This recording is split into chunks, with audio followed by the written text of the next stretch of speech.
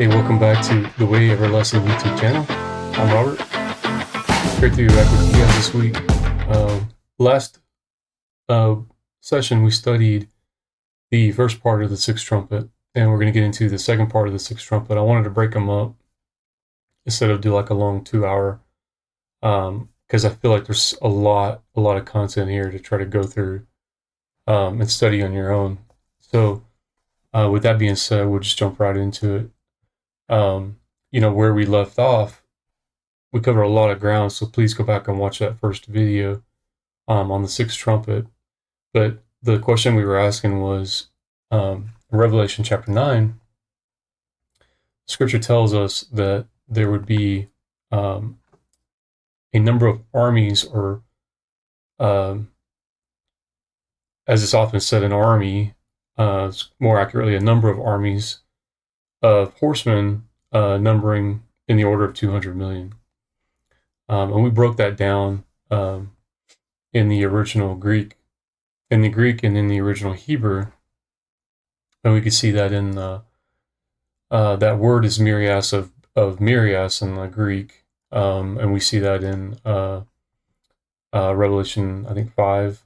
Yeah. So Revelation 5:11. Very similar phrase that's used for that verse that they're talking about. And I saw something like a voice of many angels around the throne, the living creatures, and the Zakanim, that's the high priest, and the number of them was 10,000 of 10,000s and thousands of thousands. So that 10,000 of 10,000s and thousands of thousands, that's the same thing as saying myrias of myrias. So when we get down to the number was 10,000 in the Greek, you can see the Greek word myrias times 10,000 myrias. And then we also broke that down in the Hebrew in Daniel chapter 7, verse 10, where it says, a fiery stream issued and came forth from before him. Thousands of thousands ministered to him, and 10,000 times 10,000 stood before him. The judgment was set, and the books were opened. We showed that word aleph, thousands, aleph, is the word that's being used there, and rebo, or riba, depending on which way you want to pronounce it. 10,000 times 10,000. And the message that we were conveying there was what John saw was basically an uncountable number of an army or armies that had come together, or were brought together, we could probably say, because the scripture says that the Malak, the messenger of the 6th trumpet, starts this whole process.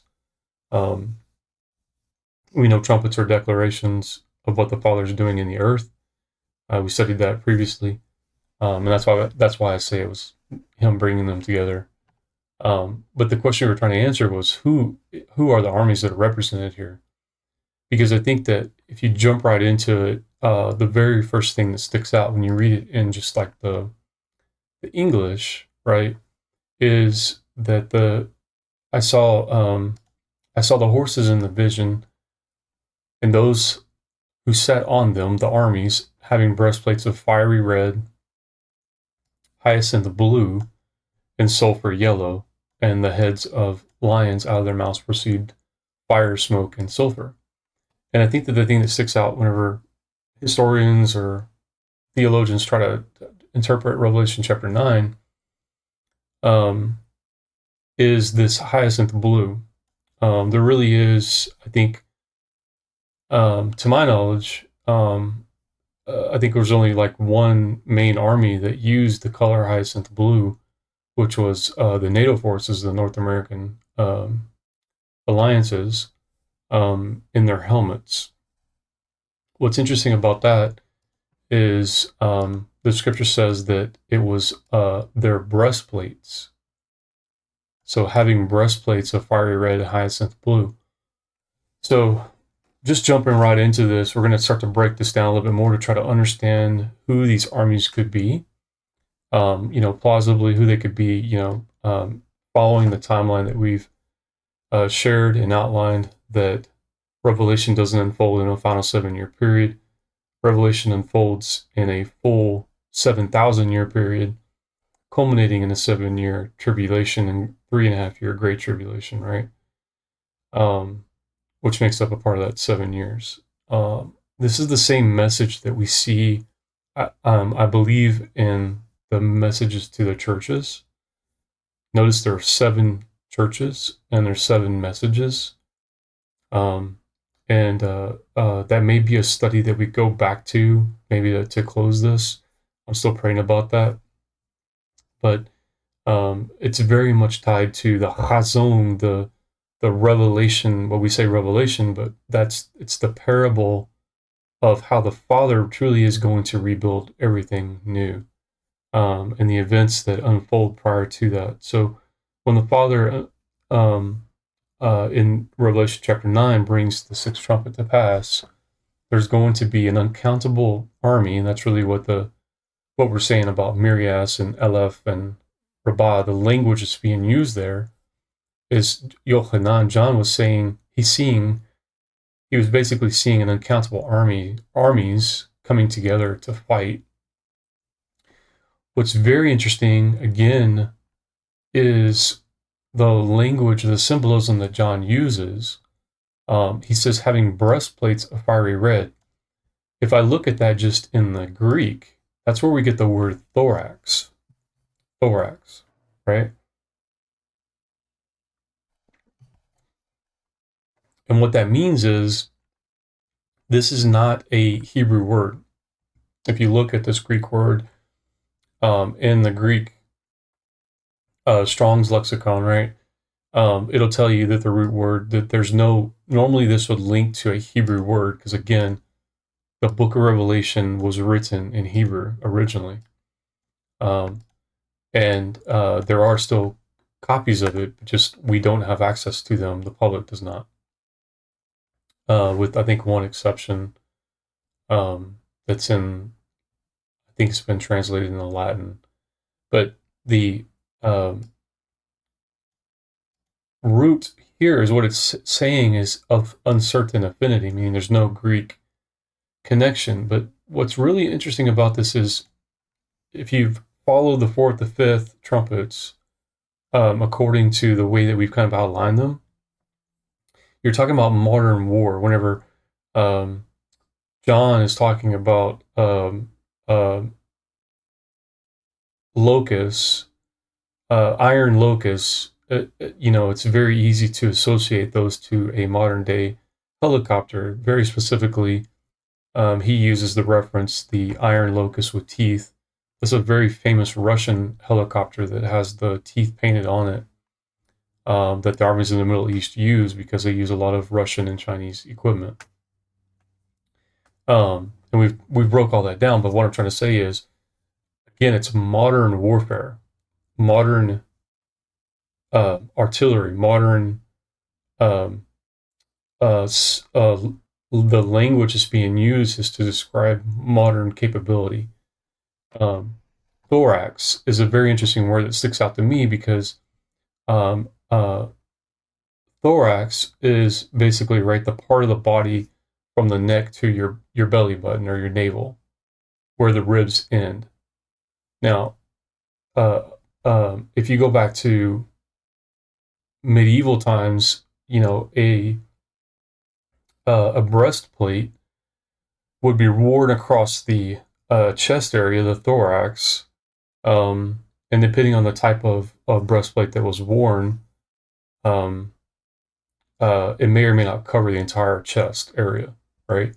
If it was half plate, full plate, versus a comparison to modern warfare, which would be modern soldiers wear a breastplate, right? They wear a bulletproof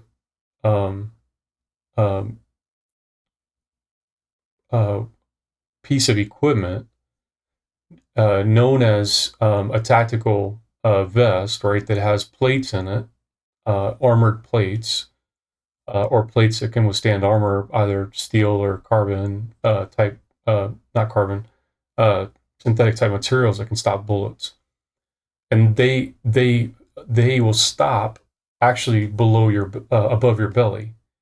And this actually matches closer to the original text than a medieval type, or even just like um, a later, worn chest piece, right? But the modern name for it is a chest rig. And the reason it's called a chest rig is because it literally just covers the most important parts of your chest, your heart, and your vital organs from a bullet coming in. Which is, it's really interesting that he uses this language. Now, if we look at the next clue that we see here, we're going to see the colors.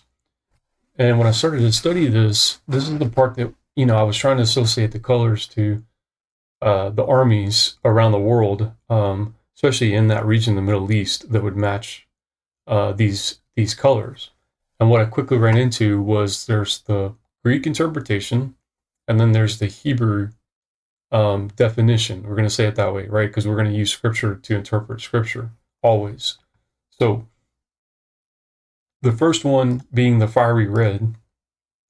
If I go back to this, so they had breastplates of fiery red,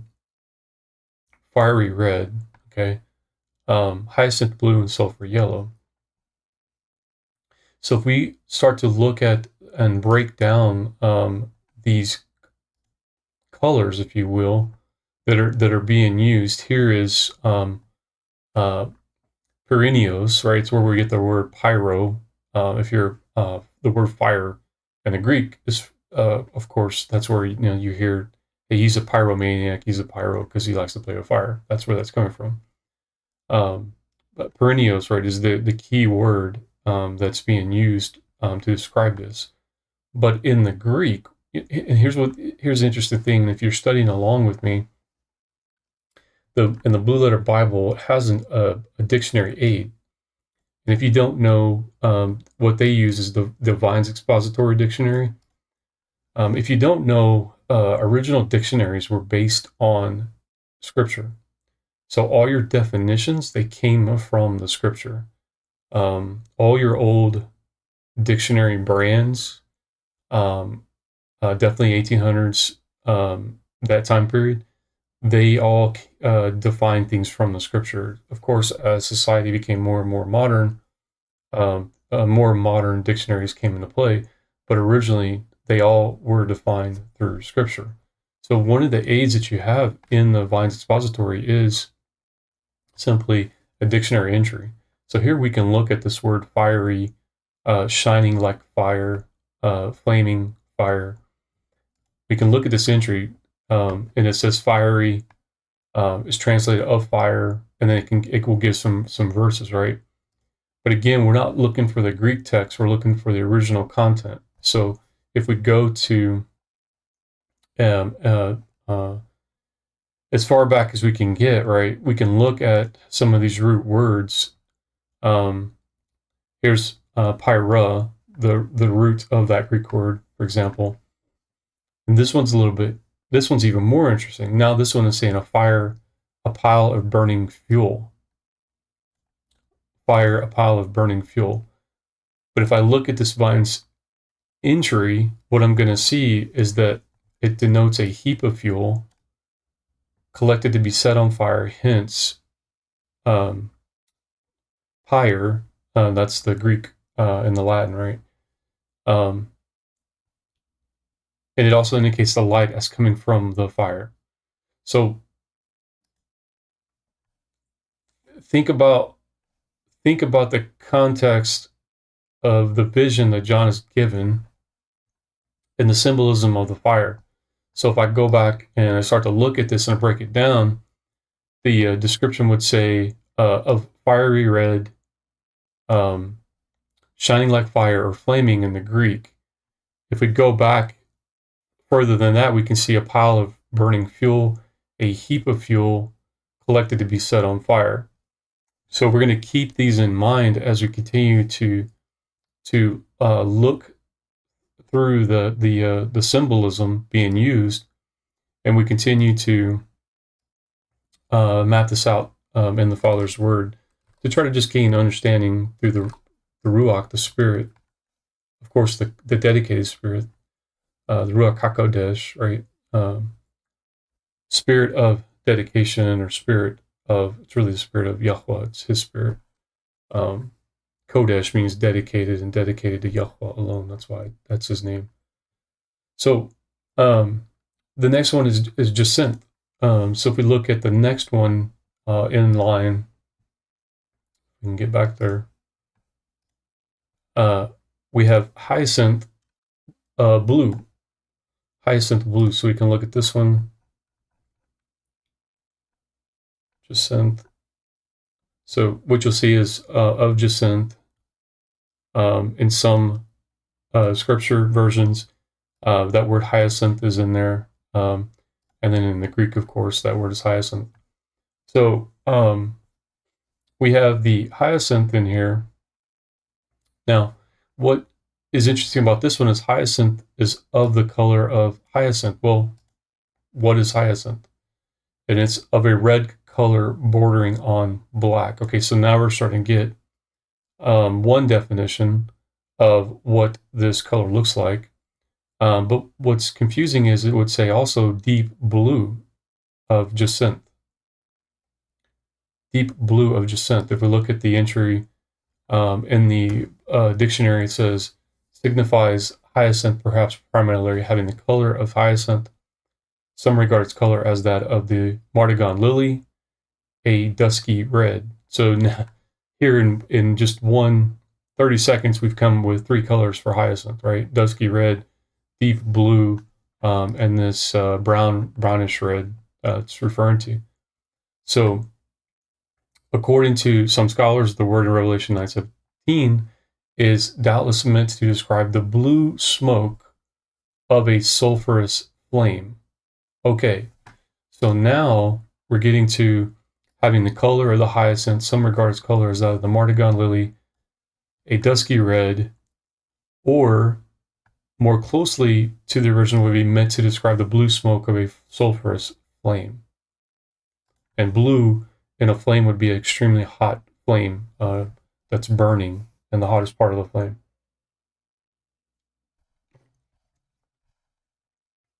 So we have a pile of burning fuel, a heap of fuel collected to be set on fire, fiery, shining like fire, or flaming, meant to describe the blue smoke or sulfurous flame in the hyacinth blue. And again, it's on the breastplate. And brimstone or sulfur yellow. Brimstone or sulfur yellow would be the next one. So let's go look at the next one. Let's see, if we look at the root word, hyacinth, probably dark blue iris, a precious stone, most likely the sapphire. Okay, so if we don't know what a sapphire looks like, we can just go to Google, do a quick search, do an image check, and we get a very real sapphire, very bright, deep blue, right? So now we're starting to get some imagery of the armies that are associated with this verse. So what else does the scripture tell us? It says next, sulfur yellow. So if we look at this one, and we look at this one in the text,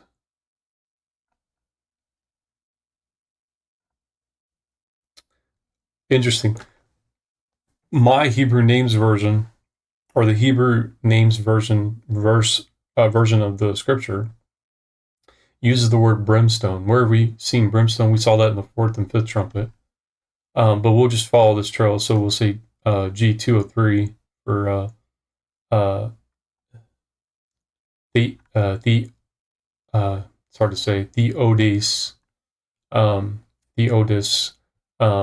and this one is going to say brimstone sulfurous. So sulfur yellow, brimstone sulfurous is the color that's being used. Here's the entry: brimstone like or consisting of brimstone. If we want to go back, we can, but what this is telling us is sulfurous or brimstone, brimstone like or consisting of brimstone. This is where, of course, now catch the imagery that's being used here. Theodis is from the theo, where we get the word theo in Greek. If I can get back there, right? Theos or theo. That's the Latin or the Greek name for God, right? Or the description for God. That's where that's coming from. Think about the way it's describing it. It's describing it as um, uh, quite literally a flash of lightning, or a lightning flash. Okay, a lightning flash. So the heads of the lions is the next part we're looking at. So if we look and go back,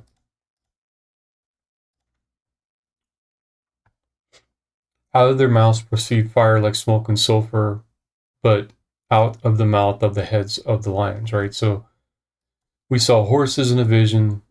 Those sitting on them had breastplates of fiery red, hyacinth blue, sulfur, yellow.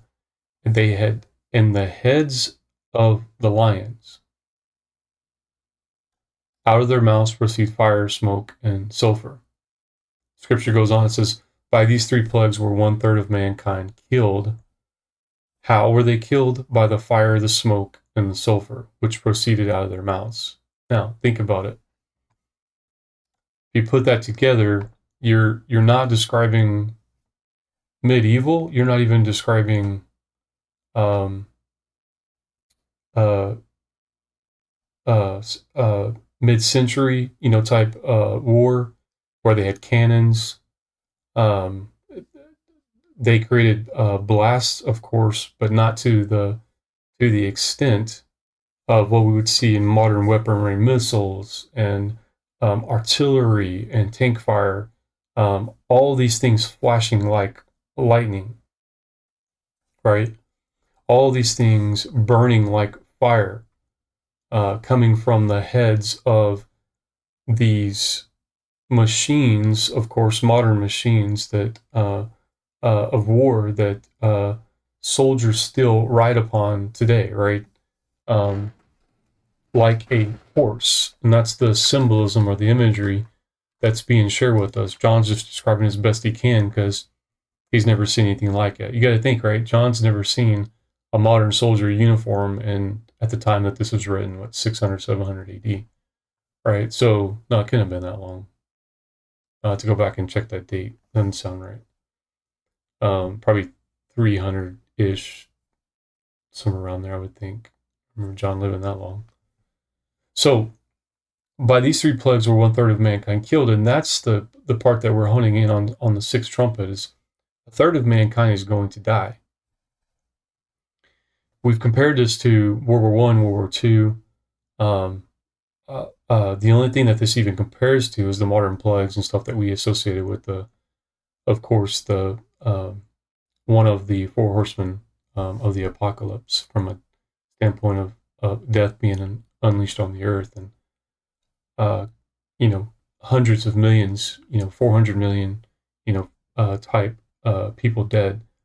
If you look around the globe right now, in the last 5 years, wars ratcheted up. There's about 200,000 deaths, especially with the war in Ukraine right now.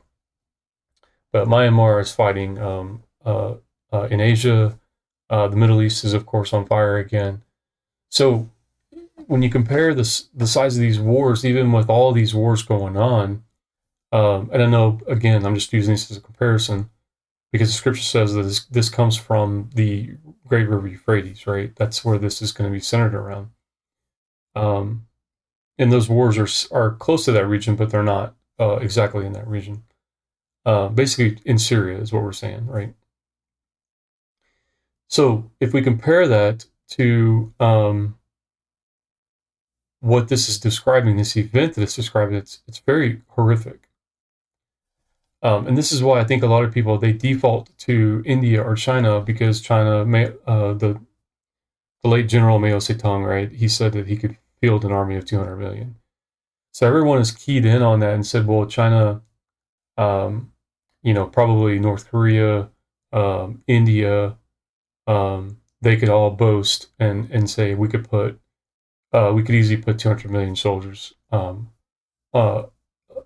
onto the ground at war, and most likely they would be on horseback because they wouldn't have that much equipment. Of course, for 200 million soldiers, it would be a land war. So keep that in mind, right? I mean, if you had an army that big, whether it was from one army or multiple armies, let's keep in mind that if the scripture is literal from a horseback standpoint, maybe something's happened at this point that they can't use their modern weaponry. And it's a bloodbath. It could go so many different ways. We don't know, other than what the scripture is saying, out of their mouths proceed fire, smoke, and sulfur. We know what that is from a modern warfare standpoint. That could be tactical nukes. That could be nukes themselves. That could be modern day missiles, the artillery, any kind of modern day weaponry from a bomb standpoint, tanks, shooting, of course, special uh, rounds out of their mouths, if you will. You have helicopters, airplanes. You've got bombers. You've got mechanized cavalry now that is as powerful as these modern day tanks. Like everything on the battlefield is completely deadly, and designed to to destroy, deter the enemy, right?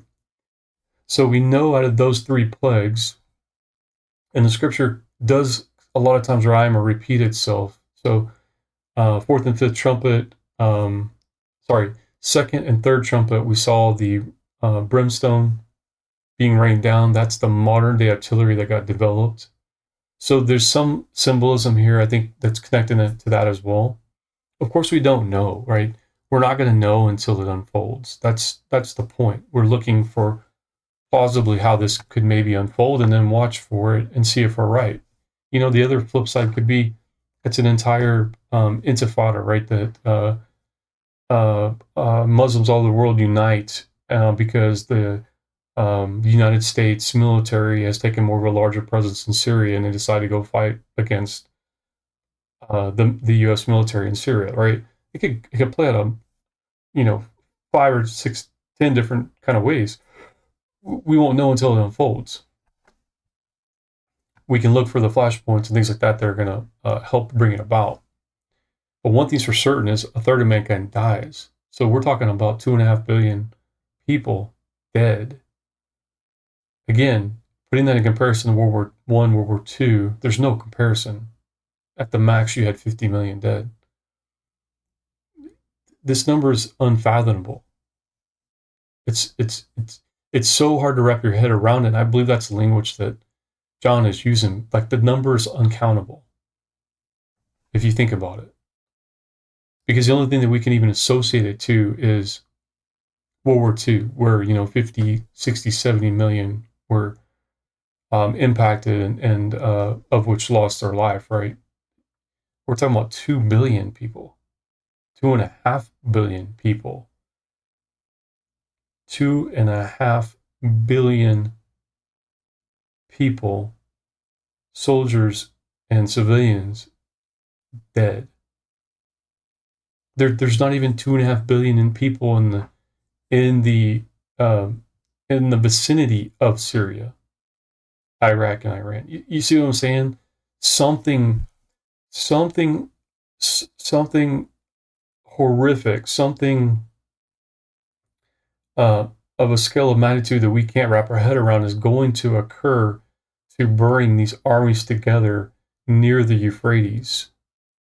The United States has a base, secret base on the Euphrates. I've showed you a map where they're scattered all throughout the Middle East, but very heavily around the Euphrates in Syria. country is Syria, right?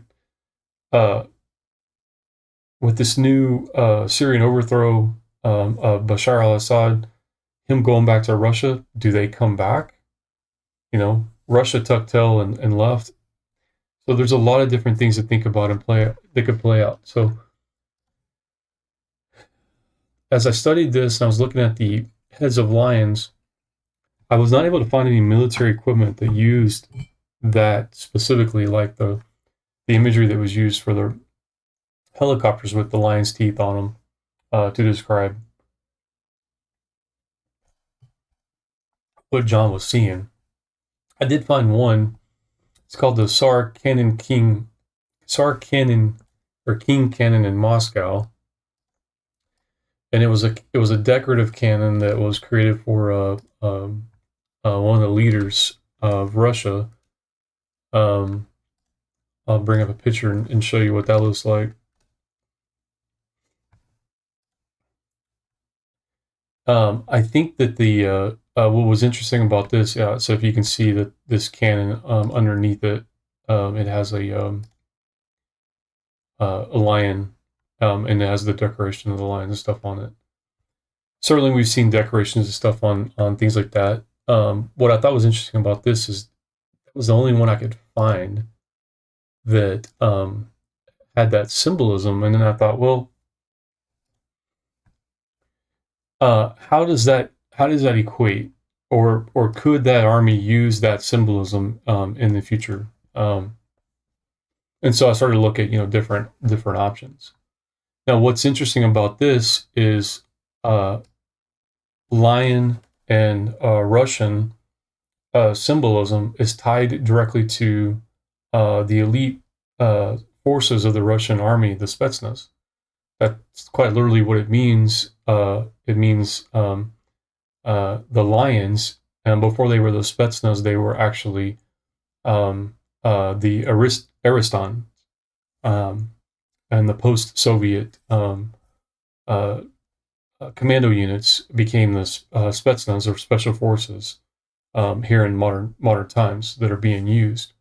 But in Kazakhstan and other countries that align with Russia, you have the Aristans, and that literally is quite literally translated lions. And I thought that was really interesting itself. So I did share a little military blog in there so you can look at that. But what I wanted to show you was there is an army that uses these colors in the area of the breastplate, quote unquote, to symbolize a fighting force that is representative of basically Russia, Asia, and that Eurasia, not Eurasia, the trying to think of the right term, far east, northeast region of that part of the world, right? And one of those is the Rowan forces. They use that yellow or sulfur color in their clothing. So, if given the actual color descriptions in the original text, right, we have a better insight to the armies and the regions, the possible instigators of the war. So, one of these instigators is the Kazakhstan military. Now, if you don't know, the Kazakhstan military is a Russian proxy, just like Hezbollah is a Iranian proxy, right, that Israel is fighting right now. Proxy means it's a private military that they fund to do their bidding so that they're not directly involved. Okay. So the Kazakhstan military is a Russian proxy, and Hezbollah rebel forces also match this description. And this is an important clue. As we look on a map in the region, we will see a lot of these puzzle pieces start to come together better. But notice you will see a lot of the color that was being symbolized in this army's military And then I'm going to show you how these guys make up a larger fighting force that I think we need to keep an eye on in the future in the Asian region. So we start to break this down of Syria, because remember the prophecy is that this would break out on the Euphrates River. So the Euphrates River is outlined here in blue on the northeast side of the map here. And you can see it travels up. I showed you it travels up to larger parts of Turkey and whatnot. But what you can see here is that Syria is a hotbed, right? So you have Syrian government forces, you have ISIS, you have Kurdish forces, quote unquote, non-Muslim Christian type forces that follow a more of a non-traditional or Orthodox Christian belief. Then you have the rebel forces in green, which have recently taken over the country. Then you have DMZs between, of course, Turkey and hotspots in green there, dark green. In the north, you have Turkish and rebel forces. Turkey uses a private military as well. And then you have Israeli-occupied Golan Heights down here in the blue. And then what I did is go ahead and drew the river crossing here that basically Israel has been fighting Hezbollah over so that it can move its people back into the northern territories of Israel here near Jordan. And they're trying to push back all these rockets and missile attacks locations so that they can stop the fighting. What's interesting is what I'll draw your attention to is these green dots. These green dots are U.S. bases or U.S. forces. So we have green dots here in the south. Of course, these are the secret military bases on the Euphrates that we're not allowed to talk about. We have other U.S. forces in the north aligned up here with Turkey and Saudi and some of the Saudis. But what you'll notice too is that these pink dots are on here. They represent Russian assets. So these are Russian bases and military forces. So most recently, what you'll see in the news is in the span of about 2 weeks, a Kurdish, well, we don't know if they're Kurdish, but a rebel force took over the country of Syria and overthrew Bashar al-Assad. Excuse me. They did that through Damascus going into Homs, and this is the main thoroughway going into the country. Once they got to Homs, then they were able to stage their attack from multiple fronts, including pushing out the Russians that you see there in the pink dots on the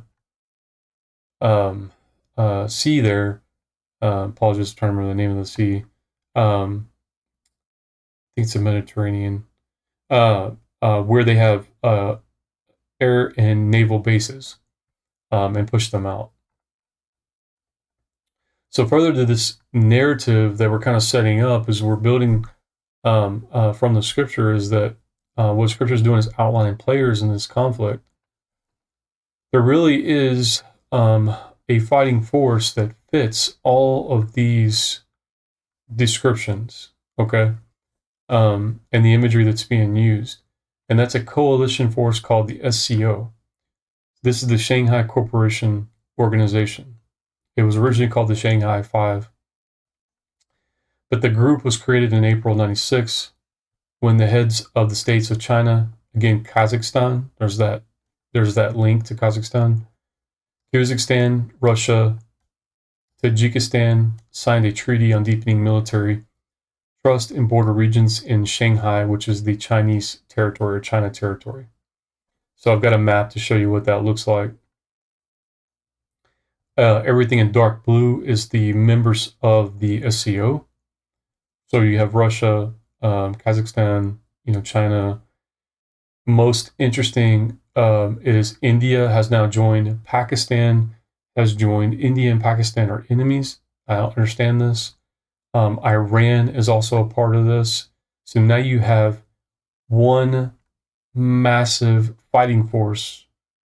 We're talking about 25% of the world's population just in the SCO that could start one heck of a Middle East war. Okay. And they have plenty of reasons to do that. Russia is already in the region. China is already in the region because of the fighting in Myanmar. All the catalysts are there to create this flashpoint of 2.5 billion people coming to demise. So, like NATO, the SCO is based on the principle an attack on one is an attack on all. You know,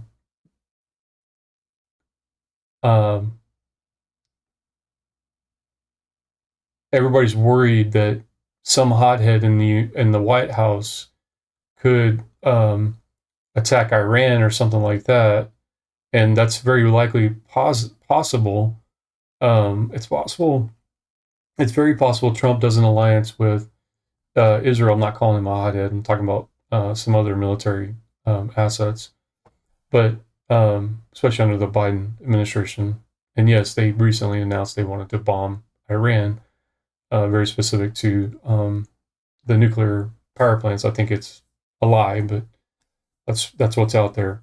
So it's very possible that Trump, who is aligned with Israel, or the present administration that's coming in power, who's better aligned to Israel and from a alliance standpoint and from a friendship standpoint, a partnership standpoint, Israel and the United States would preemptively strike Iran before they get the nuke.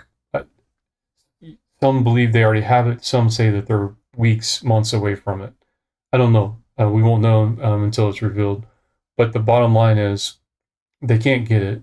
Israel's not going to stand by. They've already bombed Iran once over it and set them back like 10 years. And last time they did this. So it's very likely that going into the new year that we do see some kind of preemptive action against Iran instead of giving them billions of dollars. We may take some preemptive action with Israel to stop their nuclear program to protect Israel. That could be a huge flashpoint that the SCO gets involved. Obviously, Russia is spread very thin right now with the war in Ukraine, but they've also replenished a lot of their troops through conscription, which is forced, forcing the 20-year-olds and end up 30 into the military through conscription. So the SCO was founded on the principle of bringing peace and security in the region, fighting terrorism, counterterrorism group, basically. That's a front. It's a cover. It's the same cover that the Russians used to be in Syria. It's the same cover that the United States uses to be in Syria. It's to fight terrorism, right? No, it's to protect our interests in the region. It's the same thing for these guys. So obviously it's to fight terrorism, but it's to protect our interests. Everyone's to protect their own interests. Ours is Israel, right? So given the growth and power of the SCO under China, under Xi Jinping and Russia, under Vladimir Putin, the union of these nations in the same organization has aroused a lot of concern, even fear, in Western security agencies. And what I mean by this is the membership of the SCO encompasses 60% of Eurasia, the total land area, and nearly 2 billion people. So that's about 25% of the world's population. So this is a massive economic power as well as a massive Russian, a massive military power. And what I mean by that is, if we go back to the description of the armies of the SCO, most recently, the SCO held military drills together with all these nations. And now what you'll see is all of these descriptive colors come together, that these armies are going to fight these battles. You're seeing the jacinth, you're seeing the sulfur yellow, you're seeing the bright blue, you're seeing the breastplates, sashes across the breastplates, again the chest plates that are of the modern soldiers, in these military exercises demonstrating their power. Okay, in this region there are over 800 separate military bases in Syria, predominantly run by 3 countries. That's the US, Iran, and Russia. So if we fast forward a week from our last meeting, a couple weeks from our last meeting, we know that Syria fell to a group called HTS. So to add to the complexity of this region, where there's 800 military bases alone, primarily the 3 greatest superpowers on the planet, US, Iran, and Russia, superpowers in size, not in nukes. If we add that complexity, we have complex relations with Turkey. We had this new HTS rebel group coming to power, and we had the Syrian National Army to help them attack from Turkish territory in the north, despite that currently the U.S. and the Syrian National Army are allies to the U.S. in the region, and I cannot wrap my head around this. But yeah, so the most interesting development to all this is that the mighty Syrian, Iranian, and Russian military failed to hold the rebels back, the HTS rebels in Syria. If we add to this the top secret U.S. military site, oddly named, codename Euphrates, again, that's a U.S. military site, even helped the rebels in air support gun runs to destroy military assets in this so-called protective self-defense attacks, then we truly have a bona fide powder keg waiting to blow up on us in the Middle East. Who are these rebels called HTS? Will they be worse or fight harder against Israel than Syria's regime under Assad? Only time will tell. We don't know if they're more Kurdish, right, or they're more militant, type that want to annihilate Israel, and now have pretty significant firepower to do it. They took over Russian assets. They took over all the Syrian assets, and anything that Israel didn't bomb in that process to keep them out of keep chemical weapons out of their hands. So one thing for sure is that all the right nuclear players are in the region, and again, to kill 2.5 billion people, it's not going to be a World War II event. That's what I'm saying. Something very, very catastrophic has gone wrong, and the armies of the world are fighting, very specifically Eurasia, the United States, its allies, of course, get sucked into it. And there's got to be some kind of nuclear exchange. That or maybe the other plausible explanations could be China, North Korea conflict. We have Pakistan and India conflict, but that's not in the Euphrates, and that's the thing that those don't fit as well to the what the scripture is telling us. So once Trump ends the war with Ukraine, I'm sure we will see Russia's next move, perhaps to capture 40% of the world's oil reserves, given the tariffs on oil to the EU for not buying U.S. oil. So if you don't know, Trump plans to put tariffs on the European Union and its nation members. We've talked about them a lot, and who is Israel? Putting tariffs on them to buy oil from Russia, because that's where they buy oil. They have to buy oil from us as a trading partner. And so when he does that, that's going to cripple Russia's economy. The only reason Russia was able to go to war with Ukraine is because the Biden administration removed those tariffs and basically allowed Europe, or forced Europe into the hands of buying oil from Russia, China, of course, proxy through Russia, and made them rich. They went to war.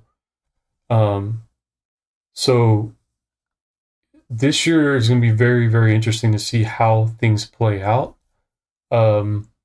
and how quickly they unfold.